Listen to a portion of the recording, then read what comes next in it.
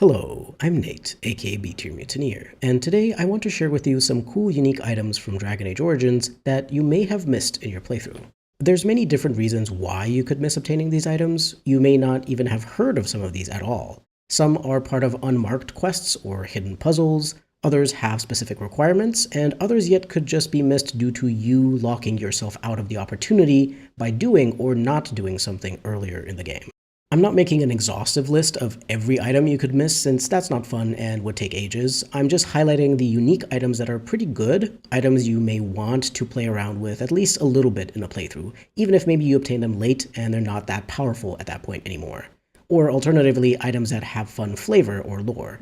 Certainly, if you just want to do a more casual or roleplay focused playthrough on easy or normal for fun, you can use any gear at all. If I was able to beat the game using only items obtained from NPCs, anything is technically perfectly fine to complete a playthrough with. I'm actually thinking of doing some lore or roleplay based gear challenges in the future, like only using Grey Warden, Elven, or Dwarven items, and so on. We'll see how that goes when I get around to it. Before we get into the list, I'll take a moment to say a special thank you to my members. I appreciate all of you so much, and your support allows me to keep going. Joining as a member would help the channel a lot, but of course only do so if you want to and if you can afford it. I'm always grateful even if you just like the video if you enjoyed it, and maybe leave a comment.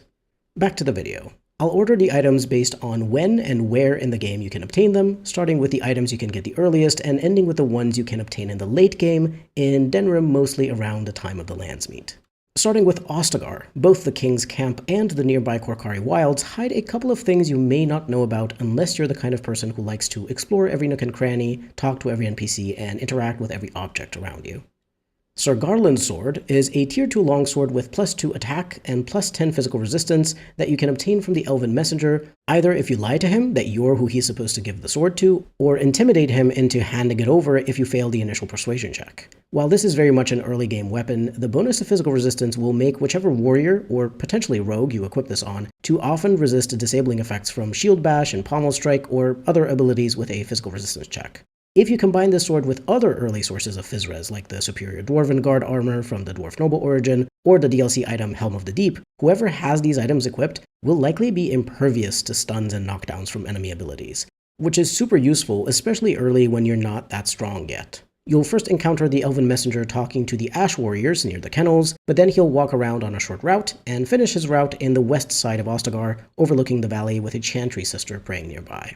Enchanter's Footing are mage-restricted boots with +6 defense. You can technically get a pair easily if you buy it from the Quartermaster in the Ostagar camp, but the version of this item I want to highlight is one you can get for free, and which also comes with a bonus helping of XP, killing Gazarath in the Korcari Wilds. This is part of the side quest A Pinch of Ashes that you can obtain by looting a dead soldier in the area where you fight the Darkspawn emissary. Afterwards, head up the nearby hill and interact with the pile of stones there to scatter the pouch of ashes that the soldier had on him. This will summon Gazarath, the first boss-ranked enemy you can fight in the game. This particular encounter is what inspired this whole video actually, because I remembered a discussion I was part in once on the DAO subreddit where someone said they had no idea about some of these encounters and side quests in the Korcari Wilds since they had just been super focused on following the main objectives.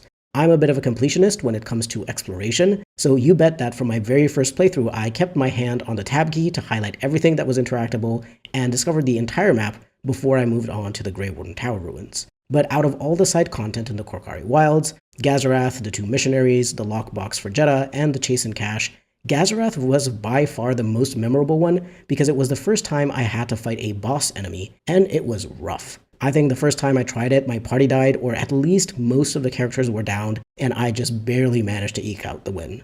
The boots in and of themselves aren't that impressive, just some extra defense for a mage, which isn't bad but isn't necessary either if you have a decent tank. The reason I wanted to highlight this is that it's a very cool early combat encounter.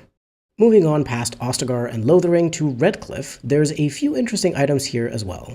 The most famous item by far that veteran players of Dragon Age know about is Far Song, a tier 7 longbow with +2 damage, rapid aim, +3% ranged crit chance, +10 attack, +10% crit or backstab damage. This is considered to be one of the best base game bows due to having both rapid aim and other good bonuses, and being the highest tier. However, this bow is very easy to miss because it requires a specific main quest outcome, or more accurately, a specific fate for an NPC which is related to the main quest. You can purchase this from Redcliffe Village, but only if a new blacksmith appears as a result of Owen, the original blacksmith, dying. Either if you killed him yourself, told him you didn't find his daughter after resolving the situation at the castle, or if you abandoned the village when it's being attacked by the undead. Due to this being quite a serious choice to make, I only recommend making a choice that kills Owen for role-playing reasons, not just motivated by the fact that you want to get this powerful longbow. There are other good bows in the game, so you don't need to metagame at all and get a guy killed just for an item. Still, it's possible that someone who played Yeo only once or twice has never gotten to see what happens if Owen dies, and thus missed out on interacting with a new blacksmith and seeing Farsong for themselves, so that's why I wanted to highlight this bow. What you can get if you don't let Owen die are the Boots of Diligence, tier 6 heavy boots with +6 defense and +2 armor, part of the Diligence armor set, my personal favorite armor set in the game due to its huge bonuses to armor that make it have the same armor score as a massive armor set, but with far less fatigue, and also keeping the helmet slot open. You could miss out on these because they're sold by Owen the blacksmith in Redcliffe Village, but only if you saved his daughter from the castle and thus have access to his upgraded stock. Of course, if you get the boots, that means you won't be able to buy Farsong, because that one requires the new blacksmith to move in after Owen dies. I really like the fact that there's a great item you can obtain in both cases based on your choice regarding Owen's fate. Unless I'm abandoning the village as a role-playing choice, I personally always like to save Velena from the castle and keep Owen alive, first and foremost because it feels like the nice thing to do, but also because I really love these boots and a Diligence set. Lloyd's Magic Ring is a ring that grants +2 strength and -1 cunning. To get this, you have to first convince Lloyd the bartender from the Redcliffe Tavern to join the militia and fight the undead during the Village Under Siege quest. After the battle is over, if Lloyd survives, he'll reward you with this ring. Here's the thing though, Lloyd is a terrible fighter, so he's difficult to keep alive, especially on higher difficulties. If you have mages with a heal spell or force field, you can cast these spells to heal him or make him invulnerable to damage. And of course, having a tank using the taunt talent should keep the enemy's attention away from Lloyd and the other villagers. The ring isn't super powerful, but the bonus to strength is very nice for warriors, and you'll likely feel quite accomplished if you manage to keep Lloyd alive, considering his total lack of skill. Finally, also in Redcliffe, there's Helm of the Red, a tier 3 heavy helmet with +1 dexterity and +10% fire resistance. You can get it as a reward from Ban Tegan in Redcliffe Village if you manage to keep all of the villagers and soldiers alive during the attack at nightfall. This is pretty difficult to do, as I mentioned earlier with Lloyd, because the villagers are very squishy, so you'll need to heal them, potentially force field 1 or 2 of them if they get low and your healing is on cooldown, and do your best to draw as much threat as possible with your tank. The helmet isn't powerful enough considering the effort you need to put in to get it, which is a shame because it's a cool idea to be gifted a family heirloom that belonged to a past hero. Even with Quinn's Fix Pack, which improves the tier to a tier appropriate for your current level, it's still not very good. But I definitely choose for my character to wear this proudly if I was doing a casual roleplay focused playthrough. Moving on from Redcliffe, I'll mention a few cool items you can find in some miscellaneous areas that aren't connected to the main quest at all. I'm putting them here because you should be able to go to these areas fairly early to pick them up, definitely doable after Redcliffe, or potentially even before if you have a good build. Axameter is a tier 6 war axe with +2 damage, +10% critical damage, the lucky property, +4 damage versus dragons, and 2 rune slots. This is obtained during the random world map encounter, Strange Wood. This encounter isn't as random as it seems though. The only way to trigger it is to travel specifically from Denerim towards the Brecilian outskirts, aka Dalish Camp. So unless you just so happen to travel between these exact areas by accident, and get lucky for the encounter to trigger, you will miss out on what is actually a very solid one-handed axe, especially for the first half or so of the game. Dead Coat of Arms is a tier 6 Targe shield with +1 constitution and +1 combat stamina regen. You can obtain this by killing one of the revenants from the Black Vials mini-quest, specifically the one in the Denerim back alley encounter. The version of the map that has the vial is the one when bandits ambush you. It's the only time you'll be able to interact with the Black Vial and defeat the Revenant for the shield and the quest, so be sure not to miss it. I think Revenants are the coolest looking enemy in Origins, both their physical design but also their abilities. Definitely the most memorable enemy type for me that isn't one of the main bosses. Whitewood Bow is a tier 4 short bow with +3 damage and +5% ranged crit chance. You can obtain this by following the Trials of the Crows questline that you can start in Denerim by talking to Master Ignacio at the tavern after he sends you a message through a courier boy. you'll eventually be given a contract to eliminate the mercenaries located in the Kadan Fey hideout area south of Denerim. You can find the Wetwood bow in a chest there. This is one of my favorite bows in Origins because of its relatively high damage and bonus crit chance, plus being a short bow means it has a slightly faster attack speed, and you could definitely get a rapid aim bonus on other pieces of gear such as your helmet or gloves to make up for the lack of it on this bow. Moving on to items you can get around the Brecilian Forest while you're there for the Nature of the Beast main quest. Ancient Elven Helm is a tier 4 medium helmet with plus 25% spirit resistance that is part of the Ancient Elven armor set. Unfortunately, the full set isn't that good, and it also takes a long time to find all of the pieces since they're scattered all over the map. Plus, the boots are unobtainable on PC unless you have a mod that adds them to the Chantry Cabinet in Lothering. The helmet can be obtained if you trade one of a few items with a hermit in the East Brecilian Forest. There aren't super many items he'll accept, mostly just some things you can obtain around the Dalish camp and Brecilian Forest, so unless you have those in your inventory, you won't be able to get the helmet. Plus, you could just decide to kill him before you ever find out he's willing to trade. The Ancient Elven Helm is pretty nice to have for fights against enemies dealing spirit damage, like mages, especially blood mages, arcane horrors, and the archdemon in the final battle. So this is the one piece from the set that is absolutely worth getting, even if you don't want to use the full set. Griffin's Beak is a tier 6 battle axe with plus 4 damage versus Darkspawn and 2 rune slots. It's restricted to Grey Wardens only, meaning only your Warden and Alistair or potentially a respecialized Loghain can use it. It's also part of the Griffin's ensemble set with Griffin's Helm, but the set bonus is just flank immunity, which is good but not outstanding. This is a potential quest reward given by Zathrian if you side with the elves and kill Witherfang for him. However, you need to make the greedy choice and actually ask Zathrian for a reward when you accept the quest, otherwise he will not give you this weapon even if you do kill Witherfang and the other werewolves. I like the flavor of this weapon since it's a Grey Warden axe specifically, but it only has bonus damage versus Darkspawn, so unfortunately it's very subpar compared to the other high tier two-handed weapons. So I'd only use it in a playthrough where I wanted to use mostly or only Grey Warden gear. Finally, the Juggernaut armor is a tier 6 massive armor set that grants plus 20% to all elemental resistances, plus 1 armor, plus 10 mental resistance, and the set bonus for wearing all the pieces is plus 3 strength and constitution. While the Mage's Treasure quest does have a journal entry once you activate it, it's still easy to miss out on it entirely, or at least on one of the armor pieces, because there's an issue with the items you need to interact with that requires one specific object to be interacted with first. And so because of that, you may not think to try to interact with it, or else forget about one of the other ones. Throughout the Brecilian Forest, there are certain interactable tombstones you can inspect and then choose to disturb their wards, which then causes a fight against a revenant and a group of undead to trigger. However, the only way to activate this quest is by interacting specifically with the northern tombstone in the East Brecilian Forest, close to the clearing where the Mad Hermit is found. Before you interact with that specific tombstone, you will likely not see the option to disturb the wards for the other tombstones. The location of the other armor pieces are a tombstone in the West Brecilian Forest in a clearing past the encounter with Swiftrunner, north of the Grand Oak, a tombstone in the East Brecilian Forest, a clearing in the south portion of the map past the Magical Barrier, right after the second encounter with Swiftrunner, and finally a sarcophagus within the lower ruins which will give you the Juggernaut chest piece after defeating the Shade. For this last piece, you'll have to successfully complete the Elven ritual in the ruins to open up the room with the Shade. So yeah, obtaining the Juggernaut set is a bit complicated, though it is absolutely worth it, because this set is great to use against enemies dealing large amounts of elemental damage, like dragons, various demons, mages, and even the archdemon. Next up, there's quite a few powerful items you can get from Orzammar and the Deep Roads. Ageless is a tier 6 greatsword with weakens nearby Darkspawn, messy kills, increases hostility and intimidation, plus 0.25 combat stamina regen, and plus 4 damage versus Darkspawn. This greatsword is obtainable as part of the Caged in Stone unmarked side quest in the Orzammar Royal Palace. You have to make your companion stand on 3 pressure plates, and then have the 4th character inspect the throne in the Royal Palace, which will summon a dragon that was somehow magically bound there.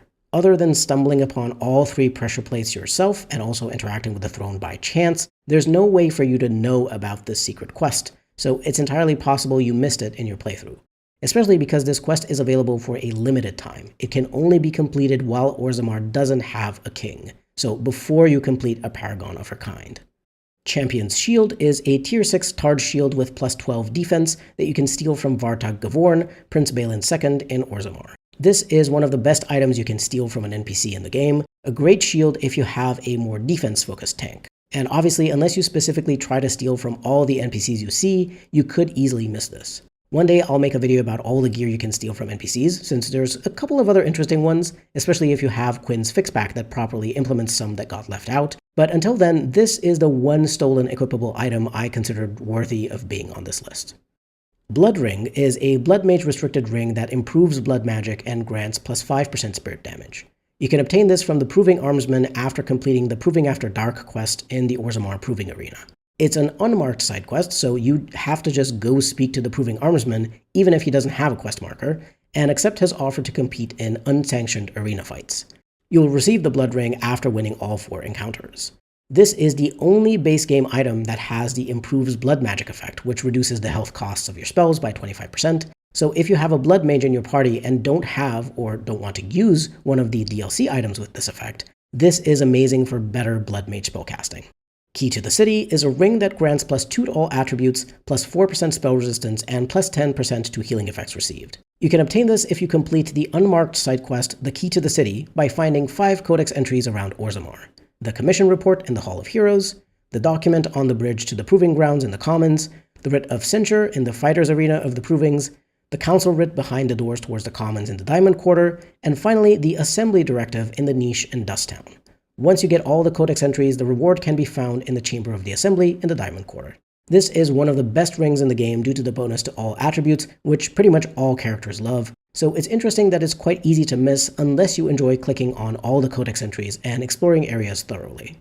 Destructionist's Belt is a mage-restricted belt that grants plus 0.5 combat mana regen and plus 3 spell power. You can buy this from Ruck and Ortan Taig in the Deep Roads, and it's possible to miss it because you could just kill Ruck due to the fact that he's blighted without trading with him, thus making this belt unobtainable. There aren't all that many good mage belts in the game, aka belts that give you bonuses to spell power, so this is surprisingly nice to get, at the very least as a secondary belt on your less important mage if you're using something like the Sash of Forbidden Secrets on your main mage. Finally, the longest section of this list has items you can obtain around Denerim, likely later in the game due to higher level combat encounters, or just because some are only available after completing a certain number of main quests. Keening Blade is a tier 7 longsword with plus 2 AP, plus 6 attack, plus 3 cold damage, and 3 rune slots. It's obtained as part of the Unbound side quest, which can be a bit confusing for newer players because it requires you to travel to a bunch of places to get information for it first. You need a letter from a dead adventurer in the ruined temple as part of the Urn of Sacred Ashes main quest. You also need to speak to a nervous adventurer in Tapster's Tavern in Orzammar, who will give you some notes. And in the lower ruins of the Brecilian Forest, you can get a journal from a bone pile south of the large fire trap room. Once all 3 pieces of information are acquired, you can travel to the Dirty Back Alley in Denerim and interact with the door to a quaint hovel. If you ask the man inside about Gaxkang, he will reveal himself as the demon Gaxkang, and a difficult battle against a very high-level elite boss spellcaster will ensue. I personally only did this side quest a few times in my early playthroughs, then kind of got bored of it and stopped doing it. Don't get me wrong, the Keening Blade is a nice sword, but there's other more powerful one-handed weapons you can obtain much more easily. The extra cold damage isn't that great because cold damage is one of the weaker elements, and the other bonuses are decent, but nothing special. The main reason you'd want to obtain this item, as well as the other 2 I'm going to mention right after, is mainly just for the satisfaction of having been able to defeat Gaxkang. Though if you're experienced at the game and have a good build and party composition, it's honestly not that hard to beat him anymore. Personally, I find the High Dragon on the mountaintop a much more challenging and satisfying fight. Fadewall is a tier 6 heavy shield with plus 3 defense, plus 20% to healing effects received, plus 1 combat stamina regen, and plus 25 stamina. This one is also obtained by defeating Gaxkang, just like the Keening Blade. However, there's an extra reason why you may not have ever seen this shield.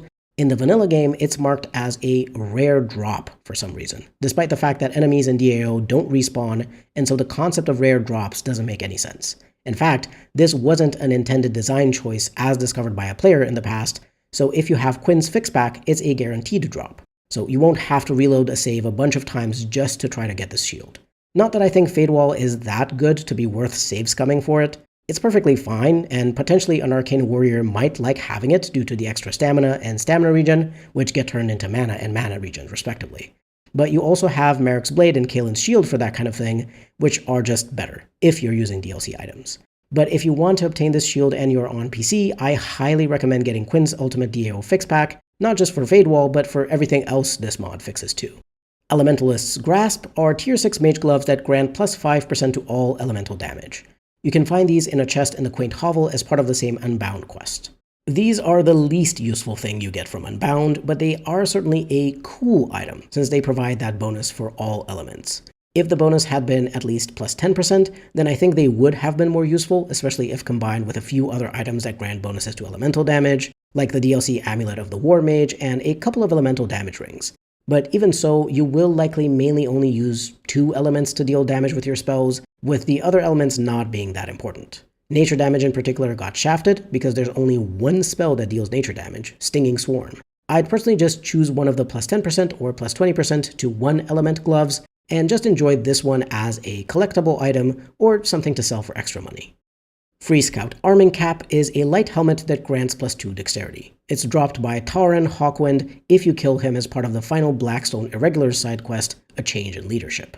It's not that this quest is hard to do, but it requires you to complete all the other Blackstone Irregulars quests, which may be a problem because you could accidentally lock yourself out of completing the recruitment quest by forgetting to talk to Patter Gritch in the Lothering Chantry, or potentially the other NPC in the house on the hill in Redcliffe Village. Or even if you do get this quest, you might want to take Tauren's side instead and kill Raelnor for him, in which case you'll also miss the helmet.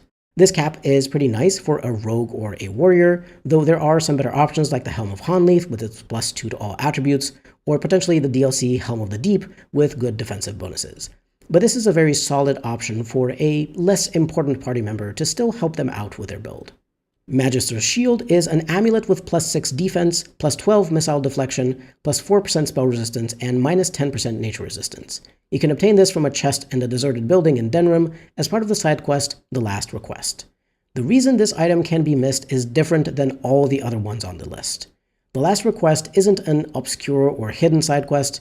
As long as you go to the rundown back street in Denerim as part of cleaning up the bandits around there, you'll find the corpse of a Templar, and interacting with it will add the quest to your journal and open the location on the city map. So it's fairly easy to obtain the quest. The real problem is the deserted building itself. I personally don't usually complete the Last Request because even with the 4GB patch, the deserted building has some huge issues with something that causes my game to crash extremely frequently while I'm there. Even if I turn all the video settings to low, it's still a struggle. If, however, you don't have this problem and manage to get through the building without crashing, then it would be fairly easy to get to the bedroom where the chest with this amulet is, though there are some tough enemies on the way. The Magister's Amulet is a great amulet for a defense-focused tanky character, so if you are able to complete this quest without your blood pressure raising due to the constant crashing, then that's wonderful. But yeah, I can't stress enough how frustrating it is to try to clear out the building if the game constantly crashes when you're there. Exalted Maul is a tier 6 Maul with plus 2 willpower, plus 10 mental resistance, and plus 4 damage versus undead. This is obtained as part of the Crime Wave questline during the Tears of Andraste subquest. The reason you might miss this is because Slim Coldry, the NPC who offers the Crime Wave questline, only appears if your warden specifically has a point in either stealing, stealth, or lockpicking the first time you travel to Denerim. If your warden doesn't have at least one of these abilities unlocked, Slim Coldry will not appear, and you'll miss out on the Exalted Maul and a lot more loot that you can get a bunch of money from. The Maul itself isn't great, but only because you obtain this super late, after the lands meet, and the damage versus undead just isn't needed for anything anymore by that point. Still, if you want to do a special playthrough in which you collect a lot of these unique items, it's good to know that Crime Wave hides this unique weapon. So remember this and unlock the stealing skill on a non-rogue warden to have access to this, even if you're actually going to use a rogue companion for stealing and lockpicking. Yvonne the Great's Mail is a tier 7 heavy chest piece with plus 1 combat health and stamina regen, plus 6 armor, plus 10% dodge chance, and plus 10 missile deflection. You can buy it from Haren at Wade's Emporium in Denerim in his replenished stock that appears after you complete 3 main quests. The reason you might miss this is that if you commission the second Drakescale armor from Wade, Haren will refuse to sell you anything anymore. So if you want this amazing chest piece, you have to only commission the first Drakescale armor, and then wait until after you've purchased Yvonne's mail to commission the second one. The Dragonscale armor can be commissioned, but if you want the superior version, you have to pay Wade 10 gold for the first Drakescale armor. Haren also has a second amazing chest piece in his replenished stock. The Felon's Coat, a tier 7 light chest piece with plus 6 dexterity, plus 9 defense, plus 4 armor, plus 1 combat stamina regen, and plus 15 physical resistance. This is great for any rogue, but could also be used by a warrior if you want them to have lower fatigue scores so they can use activated talents more easily. But same as with Yvonne's Mail, you have to only commission the first Drakescale armor, and buy this before you commission the second one. Finally, there are a few Grey Warden items that are only obtainable after the Landsmeet related quest, Rescue the Queen. After rescuing the Orlesian Grey Warden Riordan from the Arl's prison, when you return to Eamon's estate, you can speak to him and ask Riordan to tell you more about the Grey Warden Vault. He will tell you the vault's location, in the warehouse in Denerim's Market District, and that will make the entrance towards the vault accessible. If you don't remember to talk to Riordan before Eamon leaves for the Landsmeet, you won't be able to visit the vault, so don't forget to talk to him before continuing the main quest. The unique items you can get from the vault are Griffin's Helm, a tier 6 heavy helmet with plus 15% electricity resistance that is part of the Griffin's ensemble set, together with the battle axe Griffin's Beak. Duncan's Shield, which is originally a gift for Alistair, but which then becomes a tier 6 heavy shield with plus 3 willpower, plus 6 defense, and plus 1 combat stamina regen. Axe of the Grey, a tier 6 war axe with plus 3% melee crit chance, plus 2 AP, plus 6 damage versus Darkspawn and 2 rune slots. And High Constable's Mace, a tier 6 mace with plus 1 combat stamina regen, plus 6 damage versus Darkspawn, and 2 rune slots. The weapons and shield are actually quite nice, even for the late game, even if they're not necessarily top tier. The weapons in particular due to the bonus damage versus Darkspawn, which is very useful in the Battle of Denerim.